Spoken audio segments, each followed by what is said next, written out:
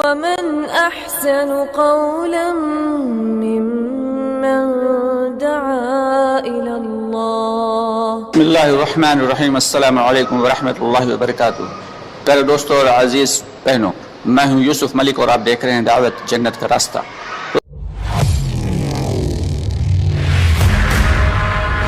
اللہ رب العالمین بے شک رحیم ہے، کریم ہے، لیکن اللہ تعالیٰ کا جبار بھی تو ہے، یہ ہم کیوں بھول جاتے ہیں.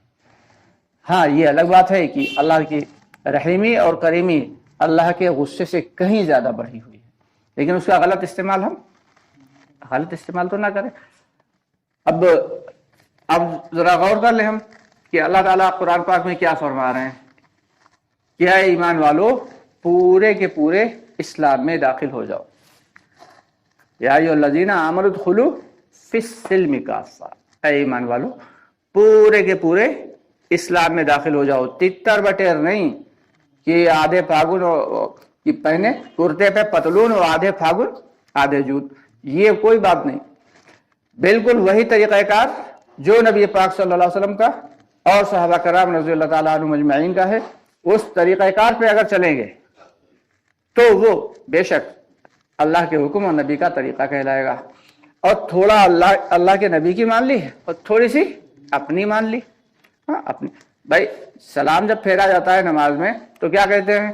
السلام علیکم ورحمۃ اللہ.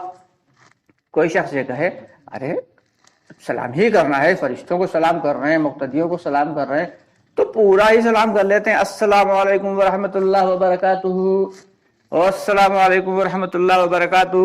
تو یہ کیا ہوئے گا بھائی؟ یہ دین میں ایک نئی چیز کو شامل کر دینا ہے. حالانکہ وہ کوئی غلط کام تھوڑی کر رہا ہے، لیکن نماز میں صرف السلام علیکم ورحمۃ اللہ ہی کہنا.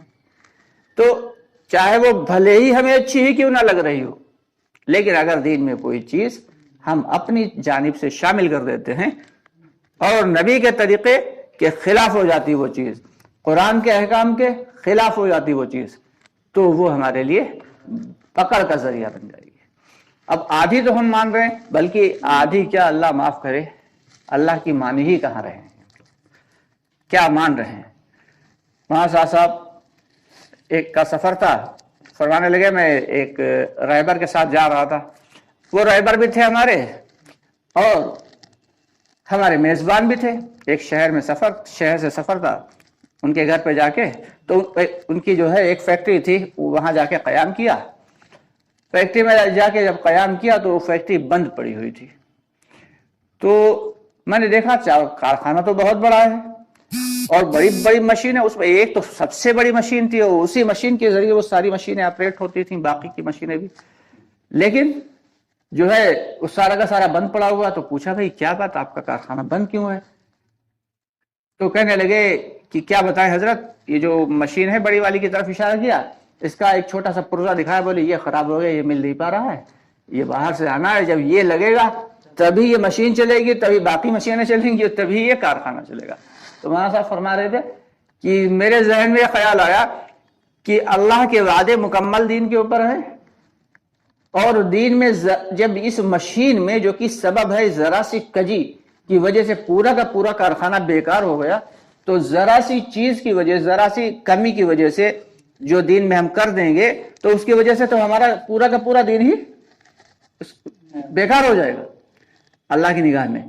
تو اللہ رب العالمین نے جو فرما دیا یا ایھا الذین آمنوا ادخلوا فی السلم کافہ، اس سے مراد یہی ہے کہ ہمارا اٹھنا بیٹھنا، سونا جاگنا، چلنا پھرنا، سفر حضر، کھانا پینا، شادی بیاہ، بیماری، سب کچھ ویسے ہی ہو جیسے نبی پاک صلی اللہ علیہ وسلم اور صحابہ کرام رضی اللہ تعالیٰ عنہم اجمعین کی زندگی کے ساتھ تھا.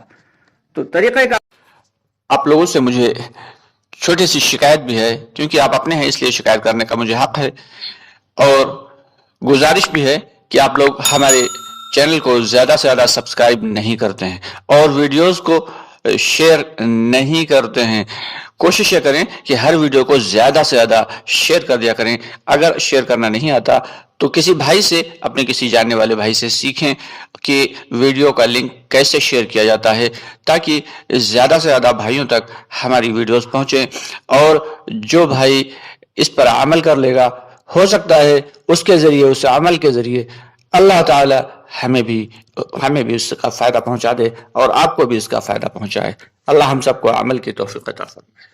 زندگی کے ساتھ تھا تو طریقہ کار ہمارا وہی ہو، لیکن افسوس کی بات ہے طریقہ کار ہمارا بدل جاتا ہے.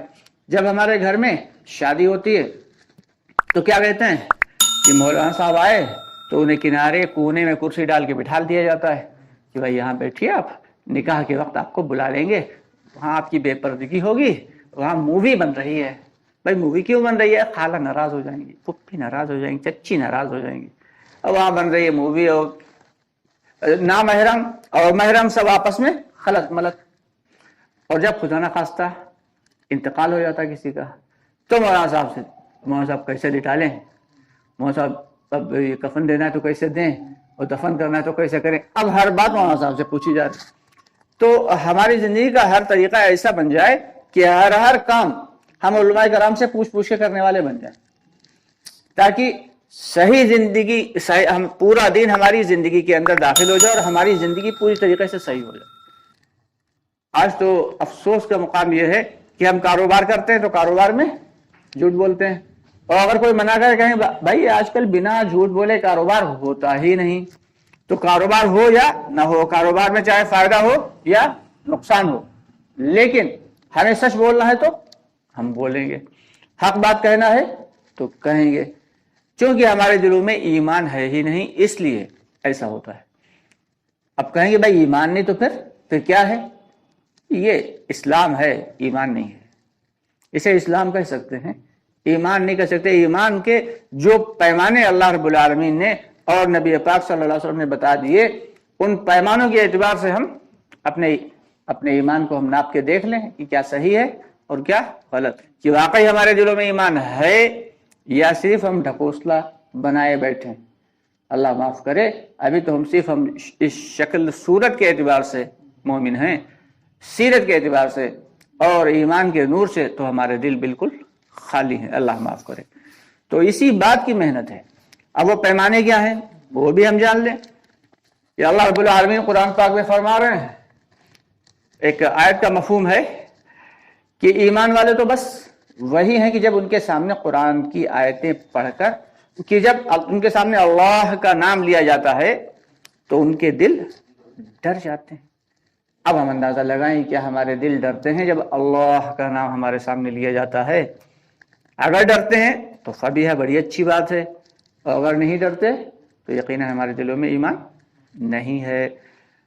اور آگے فرمایا اللہ رب العالمین نے کہ جب قرآن پاک کی آیتیں پڑھ کر ان کے سامنے سنائی جاتی ہیں تو وہ ان کے ایمان کو قوی تر کر دیتی ہیں، چاہے وہ جہنم کی ہوں، چاہے وہ جنت کی آیتیں ہوں، اور چاہے وہ اللہ رب العالمین نے جو قانون نافذ کیے ہیں اسلام کے اعتبار سے اس کی آیتیں ہوں، چاہے وہ قصوں کی آیتیں ہوں، چاہے وہ انبیاء کے تعلق سے آیتیں ہوں.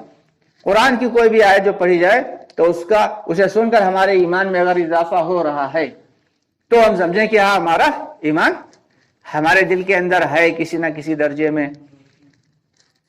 تو کیا ایسا ہوتا ہے؟ نہیں ہوتا. کیوں نہیں ہوتا؟ اس کا بھی ریزن ہے، کیونکہ قرآن تو ہم سن رہے ہیں لیکن صرف سن رہے ہیں، سمجھ رہے نہیں. تو بھائی دل میں تو ایمان بڑھے گا تو تبھی جب سننے کے بعد سمجھ میں بھی آئے. اسی لیے کہا جاتا ہے کہ باقاعدگی سے قرآن کی تفسیر پڑھی جائے.